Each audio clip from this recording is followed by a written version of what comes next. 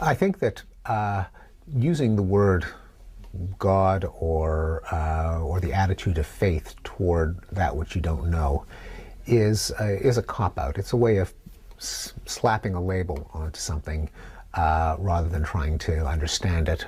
Or, since we may not understand everything, just say there's some things we don't understand.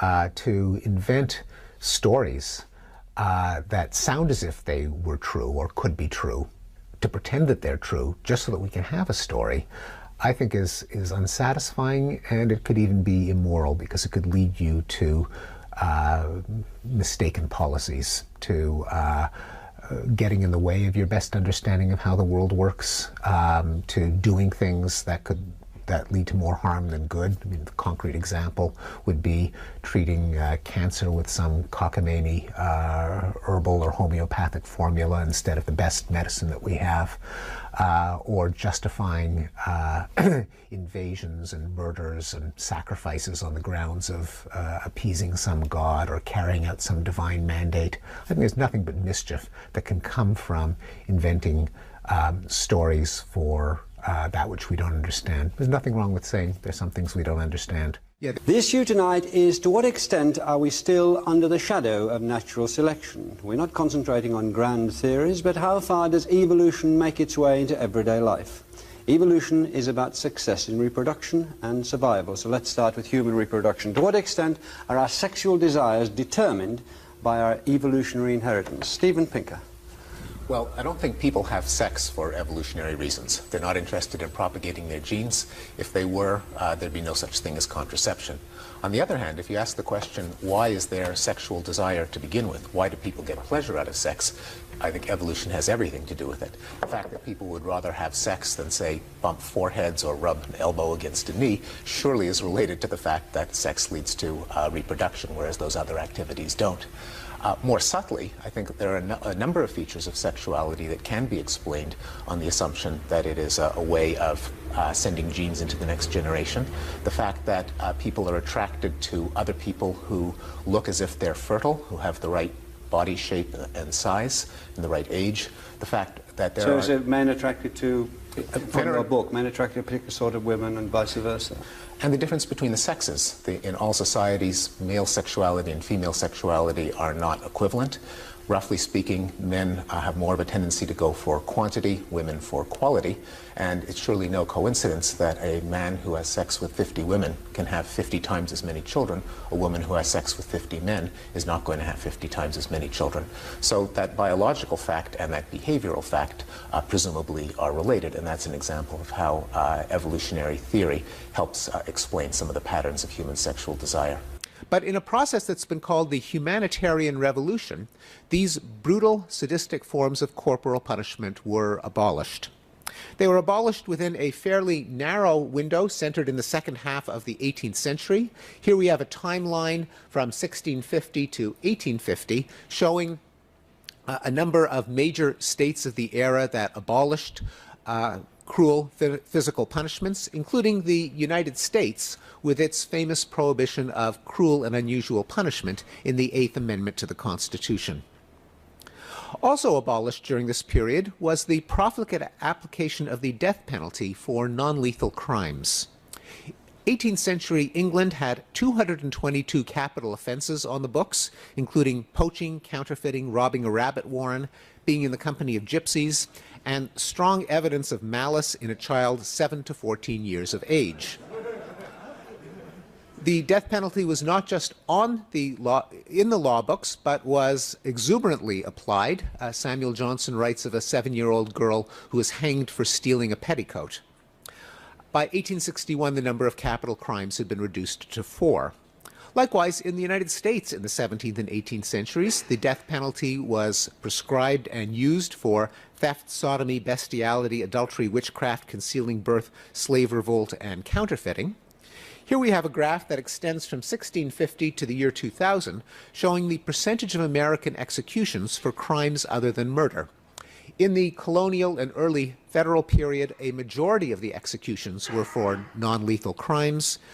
In recent years, the only crime other than murder that has been punished by death is conspiracy to commit murder.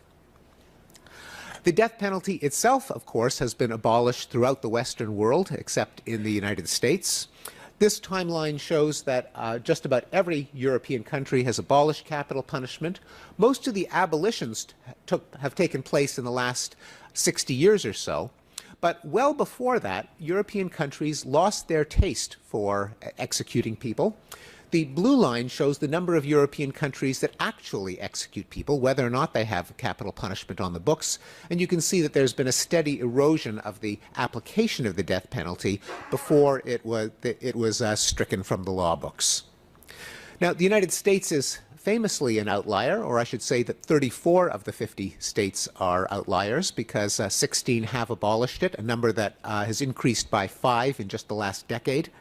But even in the United States, the death penalty is a shadow of its former self.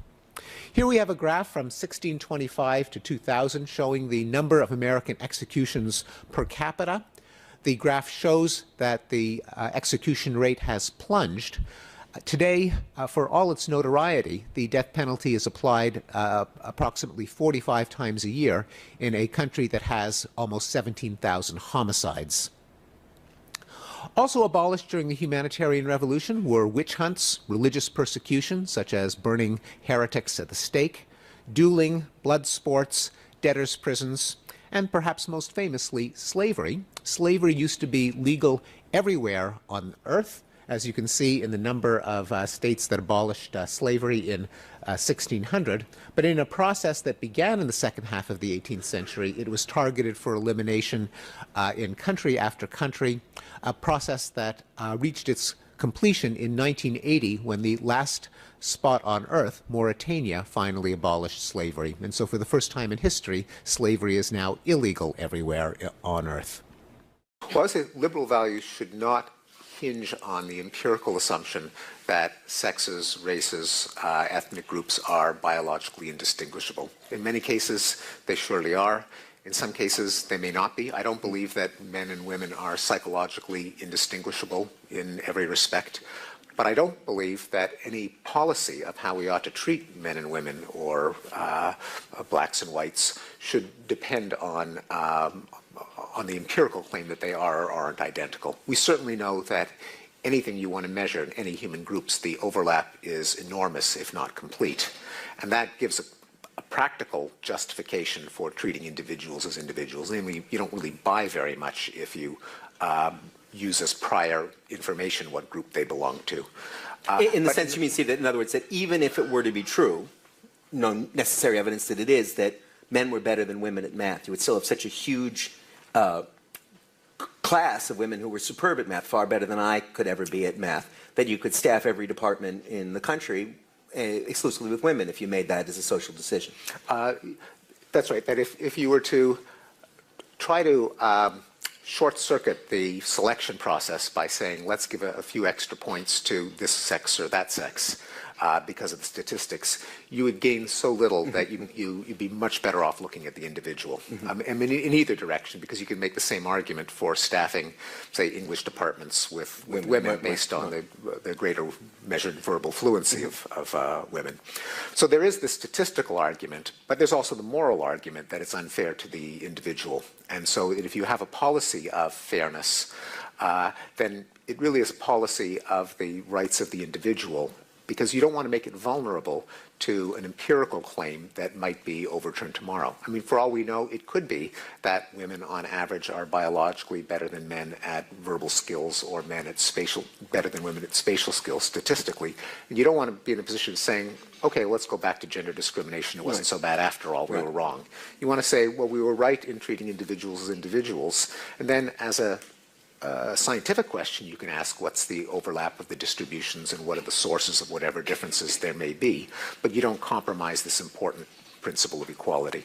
Militant religions, like other militant ideologies that denigrate the value of the life of an individual man, woman, or child, I think are among the most pernicious destructive forces. And the general secularization of the world since the time of the Enlightenment, I believe, is one of the forces that has help reduce violence in many parts of the world. Institutionalized forms of violence like the Inquisition, the Crusades, the wars of religion, that some of the remaining threats do come from religious ideologies that still glorify the creed, the faith, the religion over the lives on earth of individual men, women, and children. Yes, most people have the stereotype that science is about inventing gadgets, curing diseases, monitoring the environment, a narrow utilitarian focus on the material world, on stuff and bodies. But science is much broader than that. It's really our best attempt to understand the world around us, including the world of other people, including the world of politics and history and economics. I see science as, first of all, being committed to the idea that the world is intelligible, that there are explanations behind phenomena, and also that the search for those explanations is hard, that we are, the human brain by itself is ill-equipped to figure out how the world works. Our brains evolved to solve concrete problems like finding out which plants are safe to eat or how best to trap an animal. They're not so good left to their own devices at figuring out not only how the material world works, where life came from, but why wars start and stop, what drives the crime rate up and down, what's good or bad for the economy or the environment or education. But that science can be applied to these problems, and often it delivers surprises. That when you explicitly acknowledge that our own common sense is likely to be a source of error, that there are enough psychologists have characterized a number of bugs in our cognitive software by devising workarounds for those bugs, which is what I see science as being the business of doing. You can often be surprised at the state of the world and surprised at what we can do to move the state of the world in directions that we like. The third influence is one that came late to me in my own career. I think like a lot of scientists, like a lot of academics, I believed that what I was doing was worthwhile. It kept me off the streets, got me a paycheck. I published in journals and got all of the usual academic rewards. But it was hearing Richard sincerely and in a heartfelt manner expressed the idea that there was something noble about the enterprise of science, that this was part of something that's larger than any of us, something that is noble, that is moral. This is something that scientists are not willing to say. It just seems to many of them to be, I don't know, corny or it's not going to get you any grants. It's kind of an embarrassing thing to say. But Richard said it in a way that was heartfelt and sincere and passionate, and it awakened in me the idea that, first of all, this is true, that the pursuit of insight, of explanation, of truth, the humility that comes from testing your ideas, from being prepared to be wrong, from letting the world tell you that you're wrong, from submitting yourself to institutions that allow you to be criticized, since no idea belongs to a person, the ideas for the ages, all of the ideals of science as itself a moral system, as a purification of the best that we could strive for, I really owe to Richard for being willing to articulate it in a way that most scientists, however much they believe in it, would not be willing to go on record as saying it in so many words. There is a lot to say about political language. One of them is that the logic of plausible deniability and mutual knowledge and relationship negotiation that drives us to indirect speech in ordinary conversation, like passing the salt, is even more magnified in the political arena, because anything concrete that a politician says in terms of policy is bound to offend some sector of the population.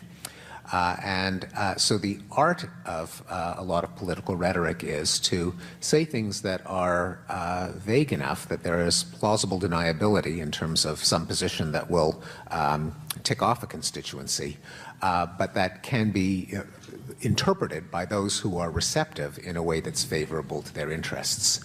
And this process pushes politicians to vaguer and windier and emptier rhetoric, like, say, what is your platform for running the country? Change. Well, yeah, well, yes, but what kind of change? Well, if it's vague enough that everyone can read into it the kind of change they favor without there being any change in the things that are aspects of the status quo that they're happy with. Now, that's, of course, extremely hypocritical, but on the other hand, it's we, the audience, who are equally hypocritical, because what happens when a politician actually comes out and says something contentful or substantive? There's a firestorm.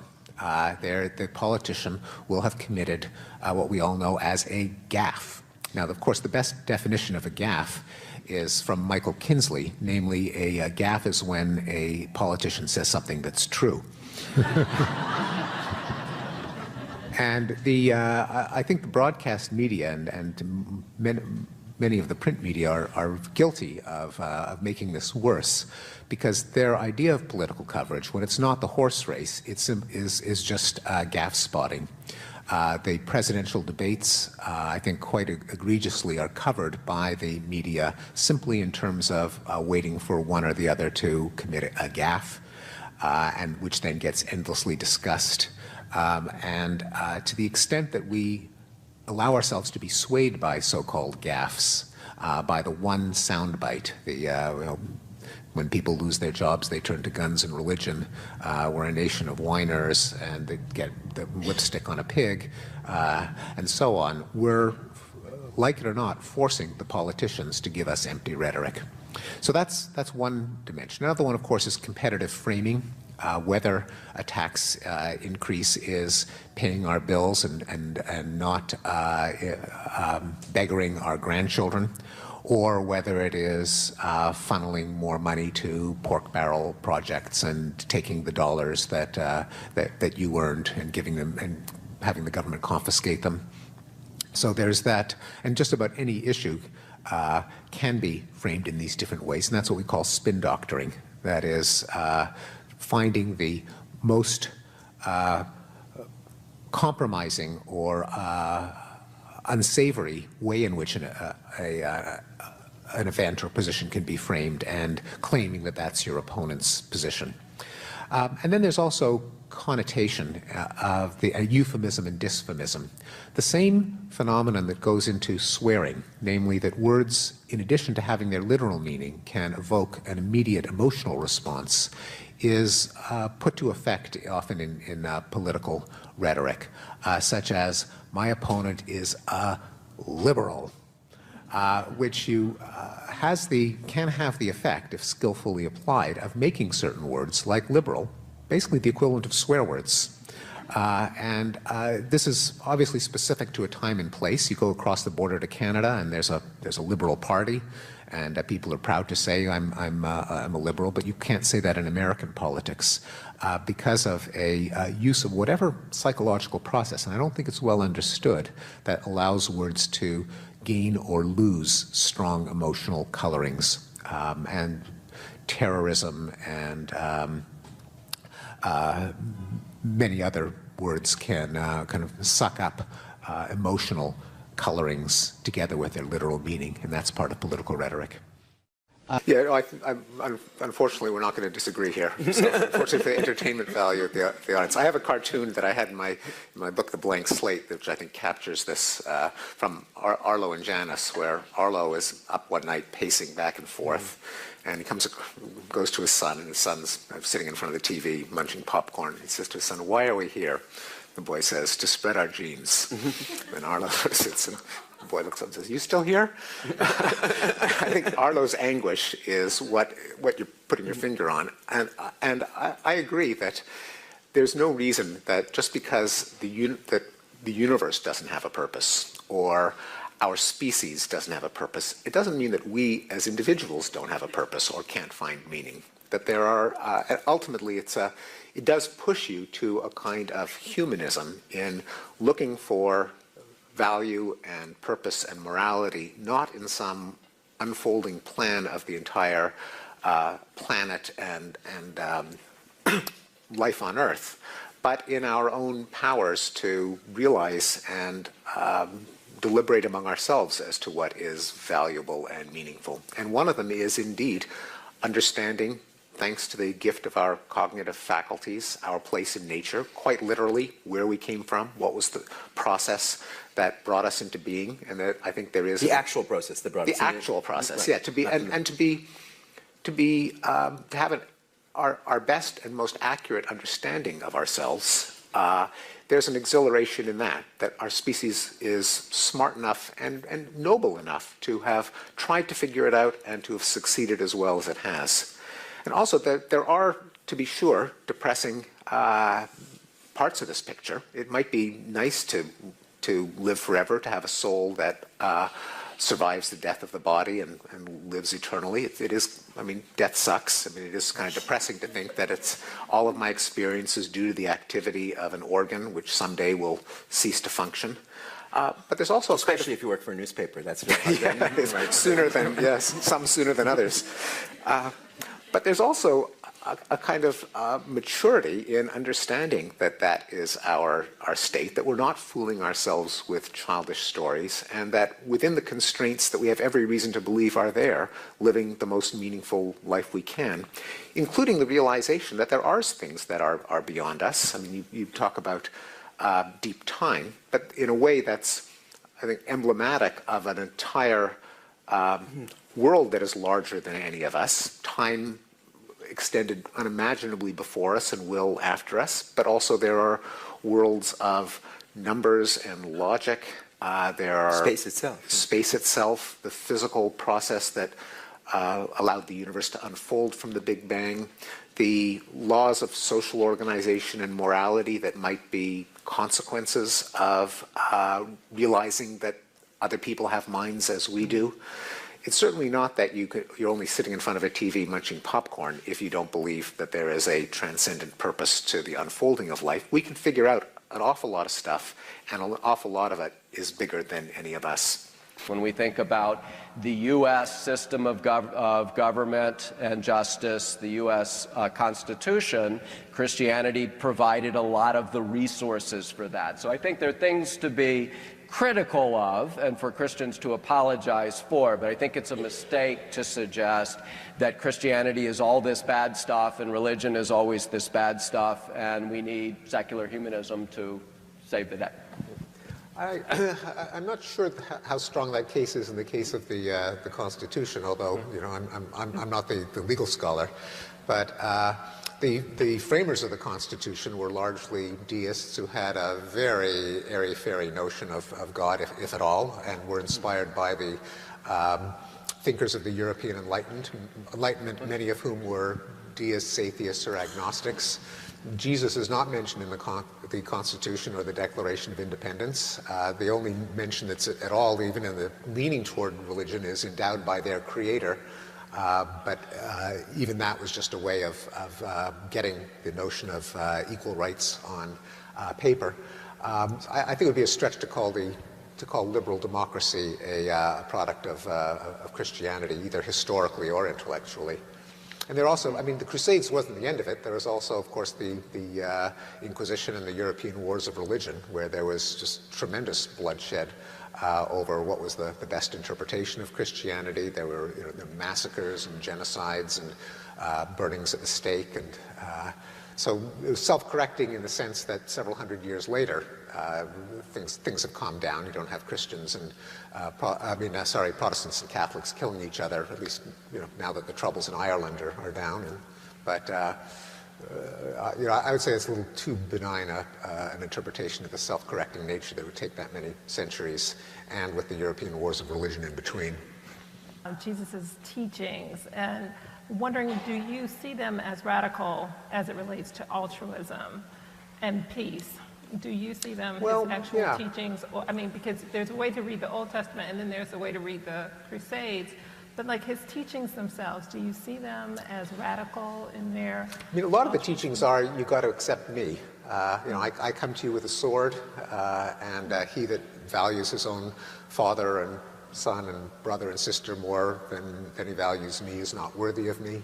There's a lot of stuff there that's really more gather around me, accept me as the Messiah.